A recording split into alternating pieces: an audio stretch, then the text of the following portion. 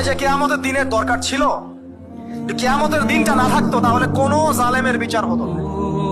দুনিয়াতে যত জালেম পার পেয়ে গেছে এদের কোনো বিচার হতো না, আর দুনিয়াতে যত মাজলুম আজকে নিপীড়িত নির্যাতিত এদের কোনো সমাধান ন্যায় বিচার হতো না যদি কিয়ামতের মাঠ না থাকতো। তবে ওই দিনের জন্য আমরা অপেক্ষা করি, ওই দিন সবকিছুর ফয়সালা হয়ে যাবে ইনশাআল্লাহ আযজা ওয়া জাল। কিভাবে হবে? নবী সাল্লাল্লাহু আলাইহি ওয়াসাল্লাম বলেছেন, একটা শিংওয়ালা ছাগল একটা শিং ছাড়া ছাগলকে যদি অন্যায় ভাবে পুঁতা দিয়ে থাকে, এক্সাম্পল দিচ্ছেন তিনি, তাহলে আল্লাহ রাব্বুল আলামিন কিয়ামতের মাঠে ওই শিংহীন ছাগলকে শিং দিবেন, দিয়ে বলবেন তুমি গুঁতো দিয়ে ওর কাছ থেকে প্রতিশোধ নিয়ে নাও। ন্যায় বিচার কেমন হবে বোঝানোর জন্য এই এক্সাম্পলটা দেওয়া হয়েছে।